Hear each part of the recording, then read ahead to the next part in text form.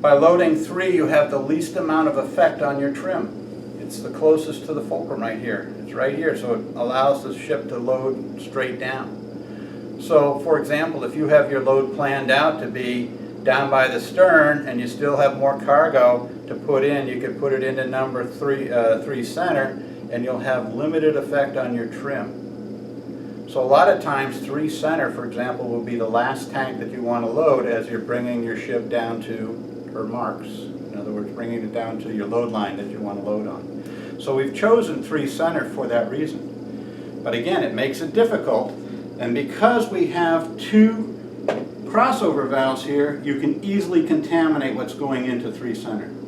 If this valve is open and you've got diesel coming down the red system, you've got gasoline coming into the green system, this valve is arbitrarily left open. What's going into 3 center, not only what's going into 3 center is going to be contaminated, but what's going in on both the red and the green system are going to be a mixture of gasoline and diesel. Probably not what the company wants.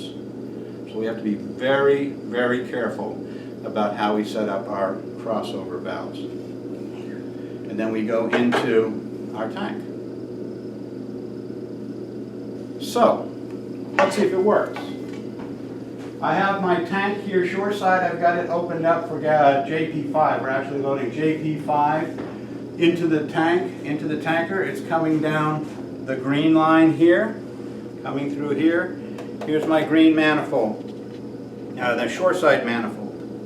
And then as I follow this pipeline around like here, it goes right into our ship manifold. Now before I ask for cargo, I always want to make sure my tanks are laid out correctly. Always, always, always give cargo a place to go. Do not put pressure into the system until you're ready to receive it. And by having the system wide open for receiving cargo, you're not going to have a pressurized system going into it. So the last valve I'm going to open up is going to be my manifold valve. We said we wanted to have the manifold red-green crossover closed. That is closed. We want to make sure that that green block valve, above deck block valve, right, is closed, and it's not. Somebody left it open. The green manifold block valve is closed. Let's see, we wanted the drop valve, the green drop valve open. That's allowing cargo to come down here. I want to make sure that it can't go into number 1s, so they're closed. Let's see, the next valve, that's closed. The next valve, as we followed it down, the green below deck block valve needs to be open.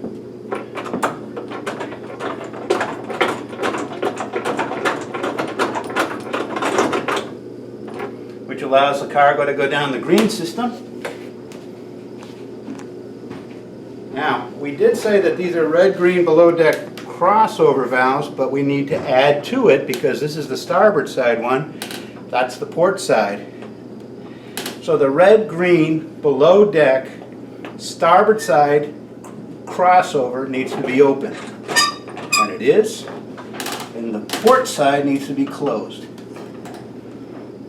Now the cargo, basically, if you look at the pipeline, it's right between these 2 valves that leads to this 3 center valve. It opens that up.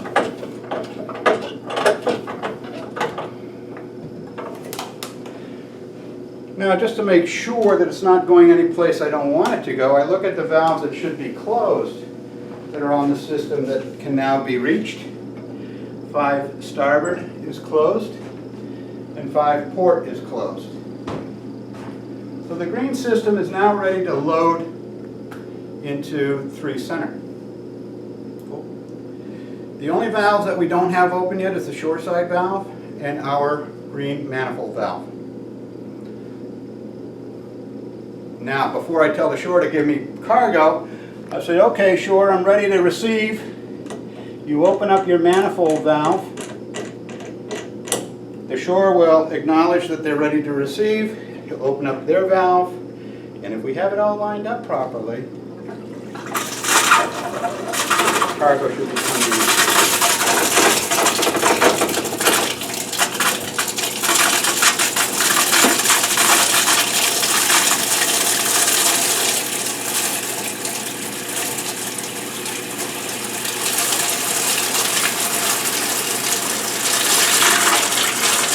I'm going to go ahead and close it off. Awesome. So let's just kind of rehash that for a minute. What's open? The short side valve, manifold valve is open. Now you're not concerned about the shore side. That's the shore guy's job. You want to make sure that the shore guy is part of your team. That person is controlling the flow of cargo. All right? So when you get to the point where you have no place left for cargo to go, the shore guy needs to be on his game and keep him in the loop. So let's go ahead and start slowing the cargo down. We would slow it down here. Go ahead, shore, stand by to shut down. Shut down. And then you close your valves. Because if you close down your valves before you shut the shore down, the whole system goes under pressure, and you don't want that. So the shore person, the reason the shore person is there is part of your team. He's not part of your crew, but he's part of your team. All right, first valve. The green manifold valve, open. The red-green manifold crossover valve, closed. The green above deck block, closed. Green drop, open. Now that would allow, if I opened up these valves now and started cargo flowing, cargo could go into ones. So let's close number 1 starboard, 1 center, and 1 port, or let's just make it an easy call, 1 across. Let's make sure 1 across is closed. Now the pipeline goes down the green drop and it goes through your green below deck block valve. Green below deck block valve. Follow that past. If we don't go here, it can actually now, cargo can get all the way back down to 5 wings. There's nothing stopping it anymore. It can go all the way back to 5 wings. So we have to make sure 5 wings are closed. And then we come back to where we want to go.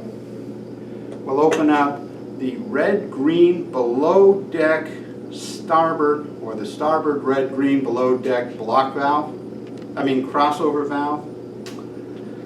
I'll edit that one. Okay, so it's the red-green below deck starboard crossover valve, which allows now the cargo to go into 3 center by opening up your number 3 center valve, and that's the flow when we're loading. Those terms are really important. We want to keep them as short and as concise as possible, because you're talking over the radio and radios can get twisted around. Your verbiage can get twisted around on a radio. The wind might be blowing into the radio. You may have people chattering over your radio. You want to make sure that the person on the other side of that radio is receiving the information that you're giving them. Give it to them short and in short blasts. So make sure that it's short and concise. The last thing you want to do is have somebody say, "What'd you say? Can you repeat that?" All right? That just confuses things. So we have to be on our game, and we use the same terminology as we go along here. Okay.